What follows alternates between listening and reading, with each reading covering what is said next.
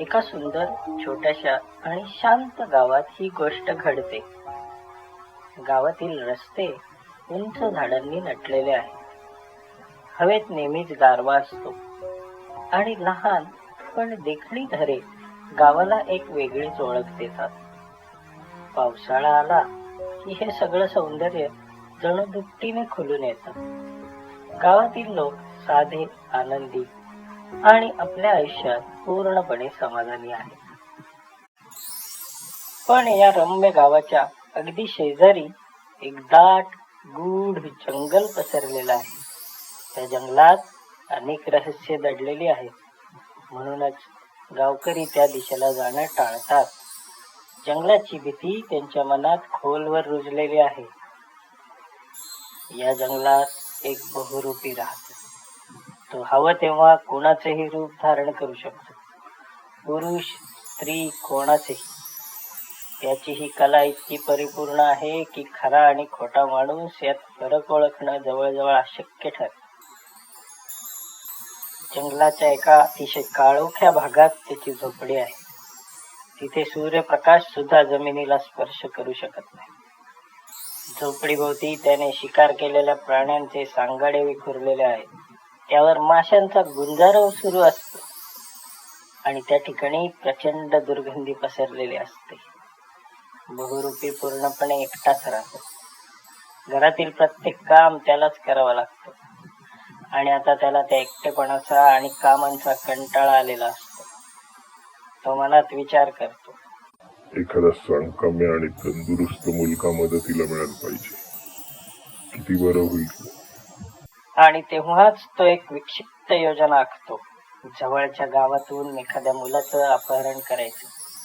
पुढचे काही दिवस तो सावधपणे जंगलाच्या काठावर ये जा करत राहतो. कोणाच्याही नजरेत न येता तो गावावर लक्ष ठेवतो. योग्य मुलगा शोधत राहतो. आणि मग एक दिवस त्याची नजर चिंटूवर पडते. चिंटू एक खोडकर आणि हट्टी मुलगा असतो. आईचं फारसं ऐकणं त्याला जमत नाही आणि जिथे जायला मनाई असते तिथेच जाण्याची त्याला खास आवड असते. तो नेहमी जंगलाजवळच्या नदीकाठी खेळायला जातो, जिथे गावातली इतर कोणीही पायही ठेवत नाही. बहुरूपी संधी साधून चिंटूच्या आईचं रूप घेते. एका संध्याकाळी चिंटू नदीकाठी बसून कागदी होड्या बनवत असतो. अचानक त्याला ओळखीचा आवाज ऐकू येतो. चिंटू!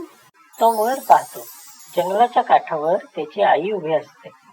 त्याला हाताने जवळ बोलवत असते. ती हसत म्हणते, इकडे ये, आपल्याला शेजारच्या गावात जायचंय. चिंटू एक क्षणही न दवडता तिच्याकडे धावत जातो. आई सोबत इतक्या साहसी सहलीला जाण्याची कल्पनाच त्याला रोमांचित करून टाकते. दोघं हातात हात घालतात आणि हळूहळू त्या दाट जंगलात अदृश्य होतात. दरम्यान घरी चिंटूची खरी आई मात्र अस्वस्थ झालेली असते. तासनतास ती त्याला शोधत राहते. प्रत्येक ओळखीच्या ठिकाणी जाते, पण चिंटूचा काहीच पत्ता लागत नाही. थकून, घाबरून आणि हताश होऊन शेवटी ती राजाकडे धाव घेते. राजा तिची कहाणी शांतपणे ऐकतो आणि लगेच आदेश देतो, आपल्या राज्याचा नायक बटाटा मॅन, त्याला बोलवा. काही वेळातच बटाटा मॅन दरबारात हजर होतो. राजा त्याला संपूर्ण घटना सांगतो. क्षणभरही न दवडता बटाटा मॅन ही मोहीम स्वीकारतो. त्याच रात्री तो गावात पोचतो. तो गावकऱ्यांना प्रश्न विचारतो, चिंटूला शेवटचं कुठे पाहिलं? तो कुठे खेळतो नाही? एक गावकरी पुढे येतो आणि चिंटू बद्दल माहिती देऊ लागतो. प्रताप कडकरे नेहमी जंगलाजवळच्या नदीकाठी जातो. तिथे आम्ही कोणी जात नाही. हे ऐकताच बटाटा मॅनच्या डोळ्यात आशेची एक चमक दिसते. तो लगेच नदीकाठी पोहोचतो. तिथे त्याला अर्धवट बनवलेल्या कागदी होड्या दिसतात आणि बाजूला फाटलेल्या पानांची एक वही. वही उघडल्यावर पहिल्याच पानावर नाव लिहिलेलं असतं, चित्रसेन. बटाटा मॅन हलकसच हसतो. ही वही चिंटूचीच आहे. आजूबाजूला नजर फिरवत असताना त्याला 2 जणांचे पावलांचे ठसे जंगलाच्या दिशेने जाताना दिसतात. तो वेळ न दवडता सैनिकांना बोलवतो आणि त्या पावलांच्या मागावर निघतो. काही अंतर पार केल्यानंतर ते एका विचित्र जागी पोहोचतात. समोर एक काळोखात बुडालेलं घाणेरडं घर दिसतं आणि त्यांना आश्चर्याचा धक्का बसतो, कारण तिथे त्यांच्या समोर चिंटू आणि त्याची आई शांतपणे साफसफाई करत असतात. आणि विचित्र गोष्ट म्हणजे ज्या जागेत दुर्गंधीमुळे त्यांना थांबणे अशक्य झालेले असते, तिथे चिंटू मात्र फुलांच्या बागेत वावरल्यासारखा निर्धास्त वावरत असतो. जणू त्याला तिथे काहीच चुकीचं वाटत नाही. बटाटा मॅन इशारा करतो आणि सैनिक शांतपणे पुढे सरसावतात. क्षणातच ते त्या दोघांना पकडतात. चिंटू गोंधळून जातो. तो ओरडतो, माझ्या आईला सोडा. बहुरूपी मात्र शांत असतो. तो फक्त चिंटूकडे केविलवाण्या नजरेने बघत राहतो. तो त्याची सहानुभूती मिळवण्याचा प्रयत्न करत असतो. दरबारात तिघे उभे असतात, चिंटू आणि त्याच्या दोन आई. सगळे थक्क होतात. एकसारखी दोन माणसं. चिंटू स्वतःही गोंधळलेला असतो. तो दोघींना आलटून पालटून पाहत राहतो. दोघेही रडत सांगत असतात, अहो मीच त्याची खरी आई आहे.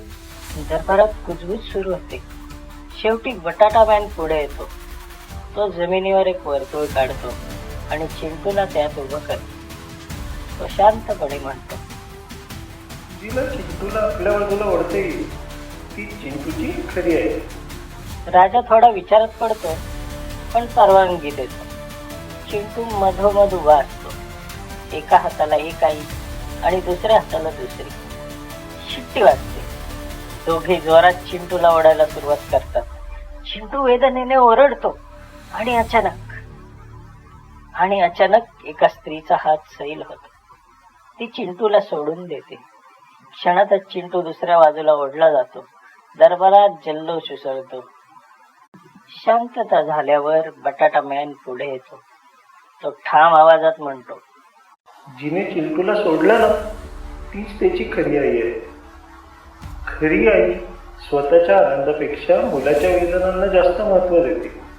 जी त्याला ओढत राहिली ना तिला त्याच्या वेदनांची मुळीच पर्वा नाही. राजा आश्चर्यचकित होतो. बटाटा मॅन स्पष्ट करतो. राजा प्रभावित होतो. तो चिंटूचा ताबा त्याच्या खऱ्या आईकडे सोपवतो आणि बहुरूपीला कैद करण्याचा आदेश देतो. रागाने थरथरत बहुरूपी आपलं खरं रूप धारण करतो. तो बटाटा मॅन कडे पाहत गुरगुरतो, मी पुन्हा येईन. बटाटा मॅन फक्त हलकसा हसतो. दरबार आनंदाने भरून जातो. लोक बटाटा मॅनला खांद्यावर उचलतात. दूर उभा राजा समाधानाने हसत असतो. चिंटूची आई चिंटूला जवळ घेऊन आनंदाने बटाटा मॅन कडे बघत असते आणि बटाटा मॅन पुढच्या साहसासाठी तयार असतो.